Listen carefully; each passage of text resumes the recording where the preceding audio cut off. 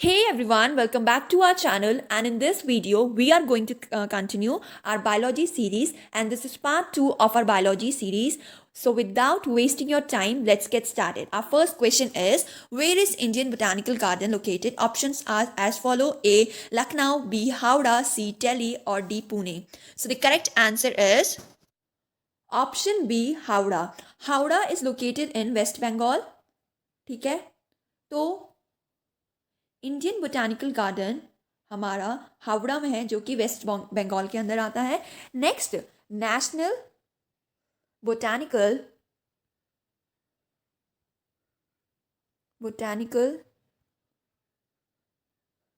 Research institute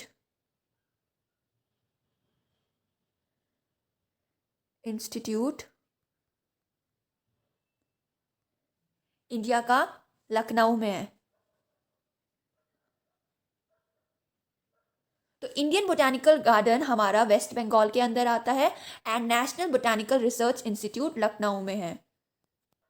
Our second question is, who gave two kingdom classification? Options are as follow: A. Whitaker, B. Linnaeus, or C. Aristotle. So the correct answer is option B, Linnaeus.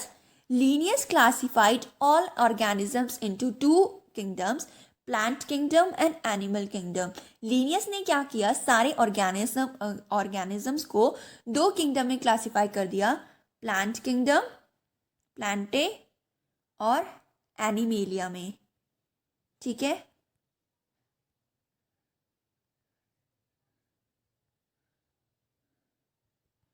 Next, but इस classification के कुछ drawbacks थे, जैसे कि ये distinguish नहीं कर पाता था यूकैरियोटिक्स एंड प्रोकैरियोटिक्स के बीच में, यूनिसेलुलर एंड मल्टीसेलुलर ऑर्गेनिजम्स के बीच में, ये क्लासिफाई नहीं कर पाता था, डिस्टिंग्विश नहीं कर पाता था. And photosynthetic and non photosynthetic organisms के बीच में भी ये क्लासिफाई और डिस्टिंग्विश नहीं कर पाता था. Linnaeus is also known as father of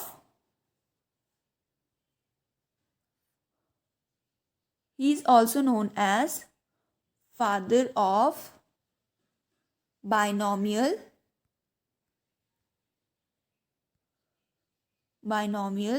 nomenclature.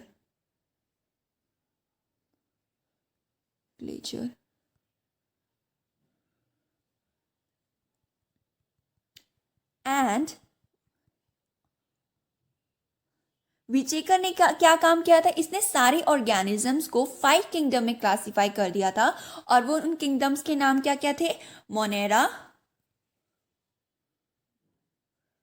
ठीक है, देन सेकंड था Protista,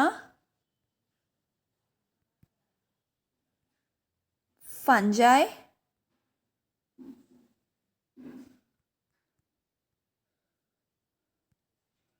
plant kingdom, Plantae, and fifth animalia.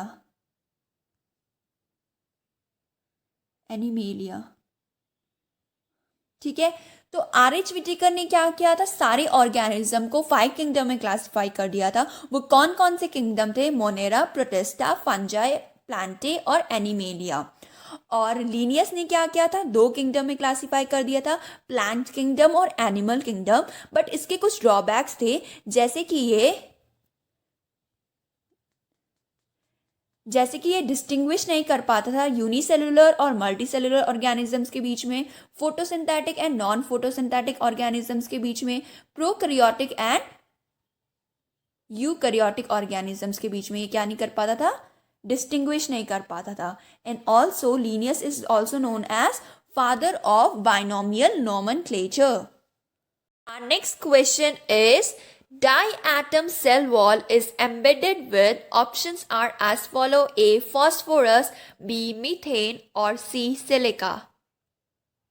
So the correct answer is option C, silica. Diatoms की जो सेल वॉल होती है वो सिलिका से बनी हुई होती है, जिसके कारण इनकी जो सेल वॉल होती है वो इनडिस्ट्रक्टिबल होती है.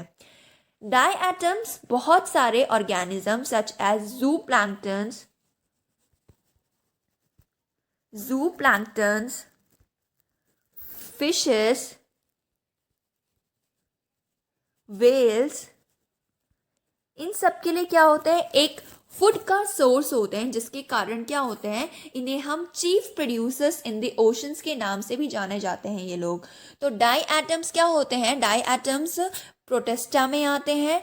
ये क्या होते हैं, बहुत से ऑर्गेनिज्म जैसे कि जूप्लैंक्टन, फिशेस और वेल्स के लिए क्या होते हैं, फूड का एक सोर्स होता है, इसीलिए ये chief producers in the ocean के नाम से भी जाने जाते हैं। Our next question is, Euglenoids has a flexible body because of the presence of, options are as follow: A. Cellulose, B. Pellicle, and C. Oils and syrups. तो euglenoids की एक ऐसी प्रॉपर्टी है कि अगर ये सनलाइट के प्रेजेंस में होंगे तो ये क्या करेंगे, फोटोसिंथेटिकली वर्क करेंगे, और ये सनलाइट के एब्सेंस में होंगे तो ये कैसे वर्क करेंगे, हेट्रोट्रॉपिक ऑर्गेनिजम्स की तरह वर्क करेंगे, और क्या करेंगे, स्मॉलर ऑर्गेनिजम्स के से फूड ऑब्टेन करेंगे। तो ये इनकी एक बहुत इंपॉर्टेंट फीचर है, ये इनकी बहुत अलग सी फीचर है कि ये क्या करते हैं, प्रेजेंस ऑफ सनलाइट में तो फोटोसिंथेटिकली वर्क करते हैं, और एब्सेंस ऑफ सनलाइट में कैसे वर्क करते हैं, हेट्रोट्रॉपिक ऑर्गेनिजम्स की तरह वर्क करते हैं। इनकी बॉडी फ्लेक्सिबल इसलिए होती है क्योंकि इनके पास instead of a cell wall they have a protein rich layer, जो क्या होता है, पेलिकल से बना हुआ होता है, जिसके कारण इनकी बॉडी क्या होती है, फ्लेक्सिबल होती है। ठीक है, तो यूग्लेनॉइड्स का एग्जाम्पल हो गया हमारा यूग्लेना। ठीक है, तो यूग्लेनॉइड्स में क्या होता है, instead of a cell wall they have a protein rich layer called pellicle, जिसके कारण इनकी बॉडी क्या होती है, फ्लेक्सिबल होती है। और यूग्लेनॉइड्स का सबसे बेस्ट एग्जाम्पल हो गया यूग्लेना। और इनकी एक बहुत अच्छी प्रॉपर्टी ये है, या सबसे अलग प्रॉपर्टी इनकी ये हो गई कि अगर इनके पास सनलाइट होगी तो ये लोग कैसे वर्क करेंगे, फोटोसिंथेटिकली वर्क करेंगे, अपने लिए खुद खाना बनाएंगे। पर जैसे ही सनलाइट इन्हें नहीं मिलेगी तो ये हेट्रोट्रॉपिक ऑर्गेनिज्म की तरह वर्क करेंगे और दूसरे छोटे छोटे ऑर्गेनिज्म से अपना फूड डिराइव करेंगे। Our next question is, which kingdom forms a link between plants, fungi and animals? Options are as follow: A. Protista, B. Monera, and C. Protozoa. So the correct answer is option A. Protista. Protista एक ऐसा kingdom है जो कि link form करता है plant, fungi and animal kingdom के बीच में। Protista में सारे यूनिसेलुलर, यूकैरियोटिक ऑर्गेनिजम्स आते हैं, सारे यूनिसेलुलर यूकैरियोटिक ऑर्गेनिजम्स आते हैं। देन इनका मोड ऑफ न्यूट्रिशन क्या होता है, ये ऑटोट्रॉफिक, ये अपने लिए खुद भी खाना बना सकते हैं, ऑटोट्रॉफिक भी हो सकते हैं, या फिर हेट्रोट्रॉफिक भी हो सकते हैं, ये दूसरों से फूड क्या करेंगे, डिराइव करेंगे। ठीक है, तो ऐसा कौन सा किंगडम है जो कि प्लांट किंगडम, फंगाई और एनिमल किंगडम के बीच में लिंक शेयर करता है, तो ये हो जाएगा प्रोटिस्टा। और प्रोटिस्टा के ये क्या फीचर्स होते हैं, जैसे कि ये ऑटोट्रॉफिक और हेट्रोट्रॉफिक दोनों हो सकते हैं, और ये क्या होते हैं, इनमें सारे यूनिसेलुलर यूकैरियोटिक ऑर्गेनिजम्स आते हैं। ठीक है, Our next question is, which parasitic forms causes disease such as sleeping sickness? Options are as follow. So the correct answer is option B, trypanosoma. So sleeping sickness जो disease है वो हमें ट्रैपनसोमा से होती है, जो कि एक क्या है, प्रोटोजोआ है।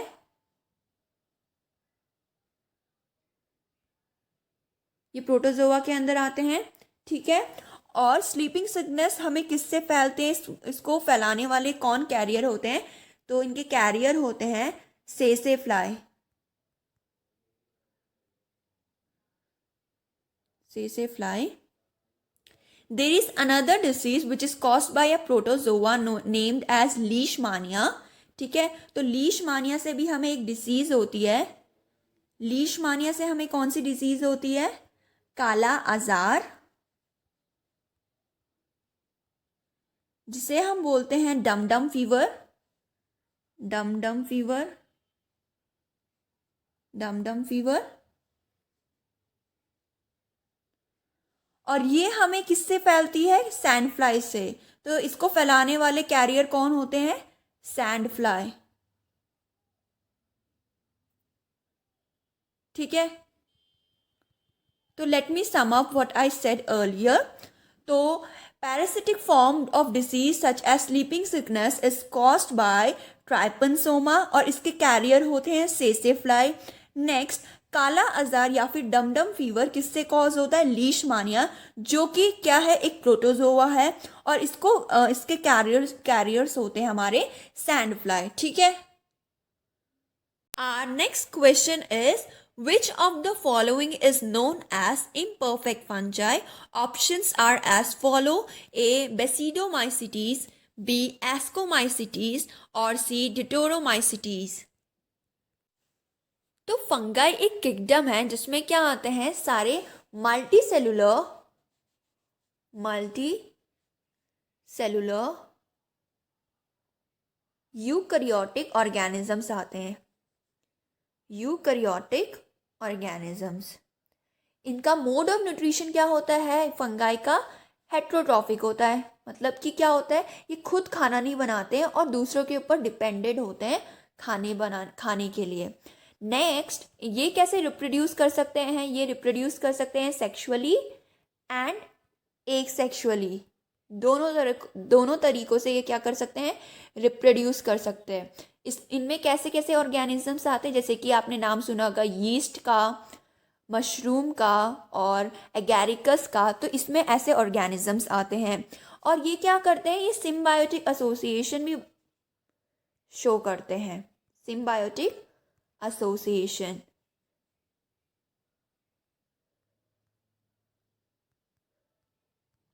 और फंगाई की जो वॉल्स होती है वो किससे बनी होती है? वो बनी होती है काइटिन से। तो फंगाई की जो वॉल होती है वो किससे बनी हुई होती है? काइटिन से। इसमें कैसे ऑर्गेनिजम्स आते हैं? सारे इसमें मल्टी सेलुलर और यूकैरियोटिक ऑर्गेनिजम्स आते हैं। इनका मोड ऑफ न्यूट्रिशन क्या होता है? हेट्रोट्रॉफिक होता है। और ये रिप्रोड्यूस कैसे कर सकते हैं? सेक्सुअली और एसेक्सुअली, दोनों तरीके से क्या कर सकते हैं? रिप्रोड्यूस कर सकते हैं। पर क्वेश्चन आपसे क्या पूछा गया है? क्वेश्चन आपसे पूछा गया है कि इम्परफेक्ट फंजाई के नाम से कौन से फंगाई फेमस है? So the correct answer is C. Deuteromycetes. Deuteromycetes are known as imperfect fungi. ठीक है, Basidiomycetes को हम बोलते हैं ब्रैकेट फंजाई, ब्रैकेट या फिर पफ बॉल्स। फिर एस्कोमाइसिटीज को हम बोलते हैं सैक फंजाई, सैक फंजाई। ठीक है, तो Deuteromycetes are known as imperfect fungi, Ascomycetes are known as sac fungi, and Basidiomycetes are known as bracket fungi or puff balls. Our next question is, viroids are A. single-stranded RNA, B. single-stranded DNA or C. double-stranded DNA. So the correct answer is option A, single stranded RNA. तो viroids को 1971 में TO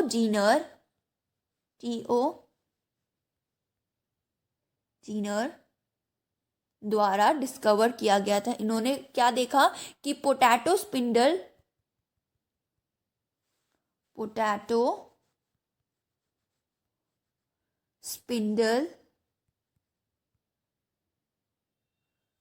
tuber disease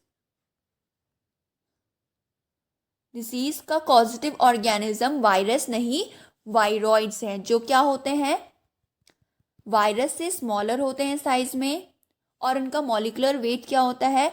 laser होता है in comparison to virus. और इनमें क्या होता है? प्रोटीन कोट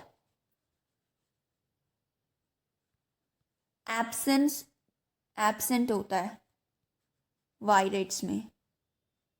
ठीक है, तो 1971 में टीओ डीनर द्वारा पोटैटो स्पिंडल ट्यूबर डिसीज देखा गया और पाया गया कि ये डिसीज वायरस से नहीं वायरॉइड से हुआ है। और वायरॉइड्स क्या होते हैं, वायरस से स्मॉलर होते हैं साइज में, उनका मॉलिकुलर वेट भी लेस होता है और इनमें प्रोटीन कोड भी एब्सेंट होते हैं। ठीक है, और इनमें क्या होता है, ये सिंगल स्ट्रैंडेड आरएनए से बने हुए होते हैं। Our next question is, which algae is in colonial form? Options are as follow: A. Fucus, B. Eulothrix, C. Gyra, or D. Volvox. So the correct answer is D. Volvox. Volvox क्या होता है, colonial form में होता है, ऐसे ball like structure होता है उनका ऐसे। ठीक है, ऐसे गोल गोल ऐसा कुछ होता है, तो ऐसे कॉलोनियल फॉर्म में ये एग्जिस्ट करते हैं। कौन, वॉल्वर्स कॉलोनियल फॉर्म में एग्जिस्ट करते हैं वॉल्वर्स। एंड हमारे फिलामेंटस फॉर्म में एग्जिस्ट करते हैं स्पाइरोगाइरा। ये क्या एग्जिस्ट करते हैं, कैसे फॉर्म में एग्जिस्ट करते हैं, फिलामेंटस फॉर्म में।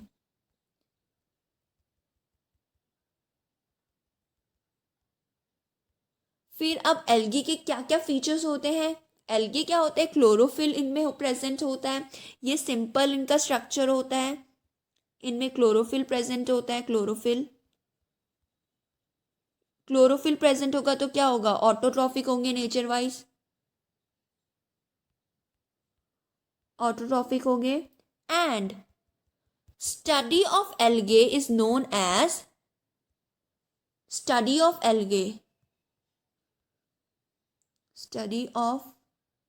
एल्गे को हम बोलते हैं फाइकोलॉजी। स्टडी ऑफ एल्गे को हम बोलते हैं phycology. Our next question is, half of the total carbon dioxide fixation on Earth is carried out by, options are A. fungi, B. algae, and C. protozoa. So the correct answer is B. algae. तो जितना भी carbon dioxide इंसानों द्वारा produce किया जाता है by industries या फिर फैक्ट्रीज द्वारा, तो उसमें से आधा जो कार्बन डाइऑक्साइड होता है वो एल्गे द्वारा क्या किया जाता है, फिक्स। कैसे, फोटोसिंथेसिस प्रोसेस द्वारा। तो फोटोसिंथेसिस के प्रोसेस में क्या होता है, कार्बन डाइऑक्साइड, वाटर और सनलाइट की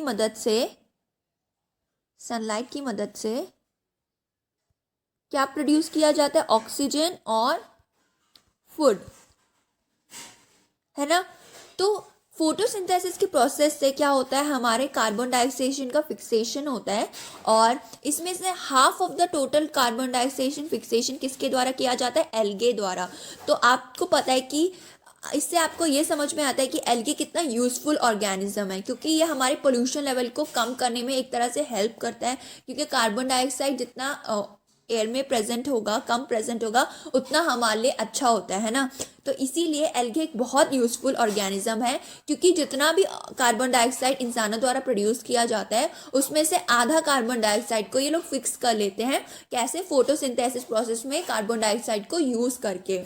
ठीक है, next question is, agar is obtained from A. Gelidium, B. chlorella, and C. spirulina. So the correct answer is A. Gelidium.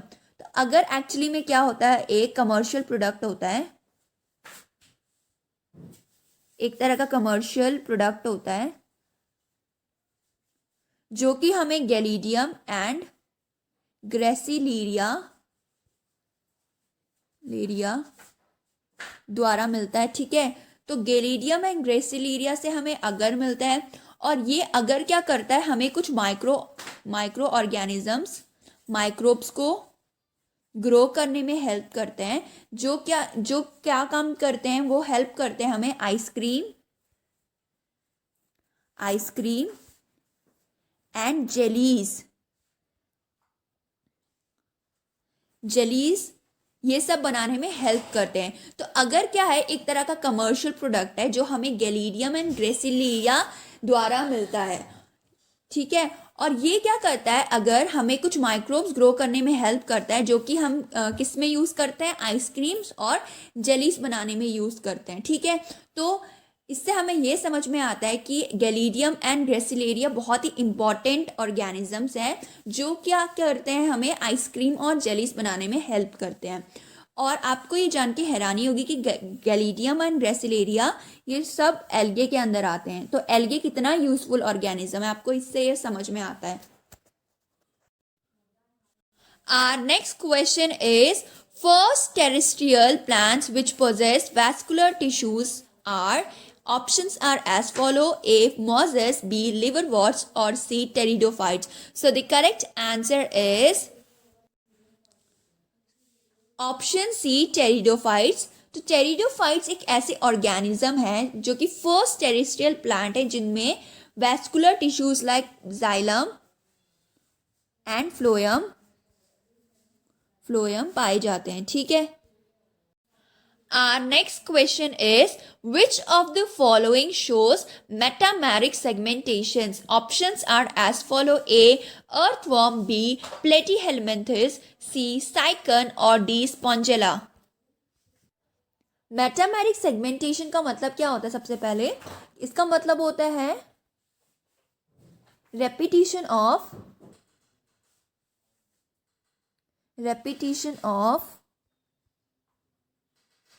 At least some organs. इसमें क्या होता है, कुछ रेपिटेशंस होता है कुछ ऑर्गन्स के पार्ट्स का, ऑर्गन्स। और ये हमें कहाँ देखने को मिलता है? ये हमें देखने को मिलता है एनालिड्स में, ठीक है। तो इसमें से एनालिड्स कौन है? ए अर्थवॉर्म है, तो इसलिए करेक्ट आंसर क्या हो जाएगा? Option A earthworm. Our next question is, bioluminescence property is shown by, options are as follow: A. Ctenophora, B. Aurelia, C. Spongella. So the correct answer is A. Ctenophora. Bioluminescence property का मतलब होता है कि एक ऐसी property जो कि living organism में शो होती है, जिसके कारण वो क्या करते हैं, लाइट को एमिट करते हैं। और ये हमें किस में देखने को मिलती है? टीनोफोरा के अंदर। टीनोफोरा क्या होते हैं? इनको हम कॉमनली बोलते हैं सी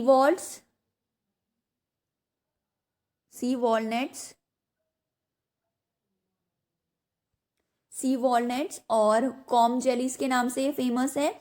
और इनकी सिमेट्री क्या होती है? रेडियली सिमेट्रिकल होते हैं, डिप्लोब्लास्टिक ऑर्गेनिज्म होते हैं, और इनमें टिश्यू लेवल ऑफ ऑर्गेनाइजेशंस होते हैं, ठीक है। तो बायोल्यूमिनेसेंस प्रॉपर्टी क्या होती है? It is the property of living organism to emit light, और ये हमें टीनोफोरा में देखने को मिलती है। Our next question is, which of the following possess lateral appendages, parapodia, which help them in swimming? Options are A. Culex, B. Ascaris, C. Nereis, or D. Leeches. So the correct answer is option C, Nereis. Nereis में क्या पाए जाते हैं? Lateral appendages पाए जाते हैं जिन्हें हम बोलते हैं पैरापोडिया। नेरिस किसके पार्ट होते हैं? फाइलम एनेलिड के पार्ट होते हैं, एनेलिडा के पार्ट होते हैं। फाइलम एनेलिडा के कुछ प्रॉपर्टीज होते हैं, जैसे कि इनका बॉडी कैसे ऑर्गेनाइज्ड होता है, organ system level of organisation होता है। इनमें बायलेटरल सिमेट्री देखने को मिलती है, बायलेटरल सिमेट्री। और इनकी बॉडी क्या होती है? मेटामेरिकली सेगमेंटेड होती है। और इनकी एक और स्पेशल प्रॉपर्टी होती है कि इनमें नेफ्रीडिया पाए जाते हैं। नेफ्रीडिया जो क्या करते हैं? हेल्प करते हैं ऑस्मो रेगुलेशन और एक्सक्रीशन में। तो इनके पास नेफ्रीडा होते हैं जो क्या करते हैं? ऑस्मो रेगुलेशन और एक्सक्रीशन में हेल्प करते हैं। ठीक है, एक स्पेशल टाइप का ऑर्गन हो गया इनके पास पाया जाता है जो क्या करता है, हेल्प करता है ऑस्मो रेगुलेशन और एक्सक्रीशन में। ठीक है, next question is which is a living fossil? Options are as follow, so the correct answer is option C, Limulus. ठीक है, Limulus is also known as living fossil. ठीक है, लिमुलस को हम बोलते हैं किंग क्रैब ऑल्सो, ये king crab के नाम से भी जाना जाता है। अब ये किंग क्रैब किस फाइलम का पार्ट है? ये आर्थ्रोपोडा फाइलम का पार्ट है। आर्थ्रोपोडा पोडा एंड आर्थ्रोपोडा क्या है? लार्जेस्ट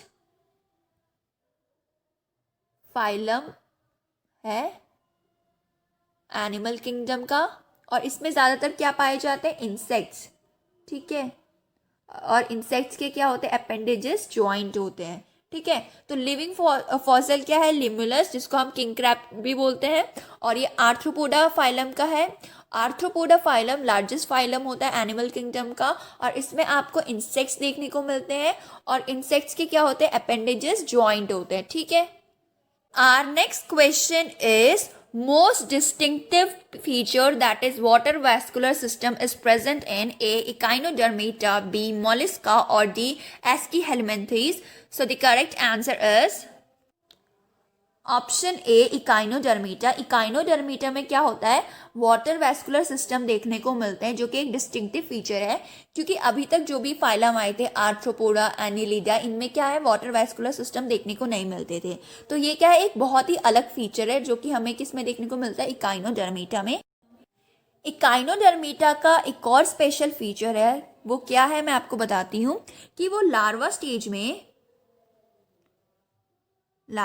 में क्या शो करता है? बायलेटरल सिमेट्री, और अडल्ट स्टेज में शो करता है रेडियल सिमेट्री।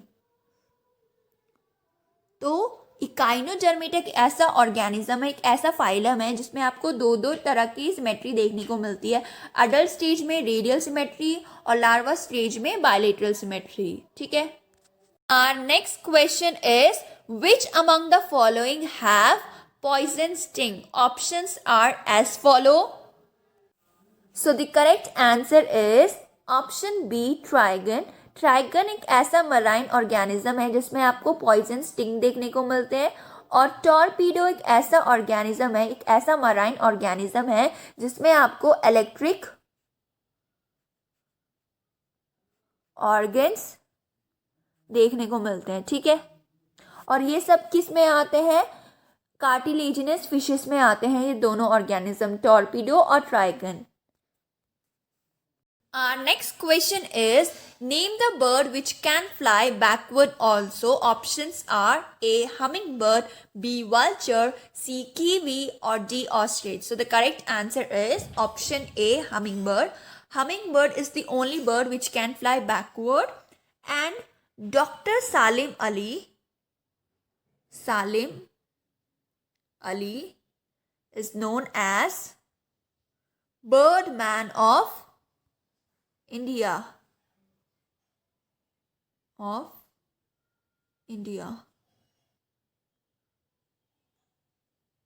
ठीक है, तो ऐसी कौन सी बर्ड है जो बैकवर्ड फ्लाई कर सकती है? वो है हमारी हमिंग बर्ड, और डॉक्टर सालिम अली को हम क्या बोलते हैं? Bird man of India. Bird man of India के नाम से डॉक्टर सालिम अली जाने जाते हैं। Thank you so much guys, and if you like our efforts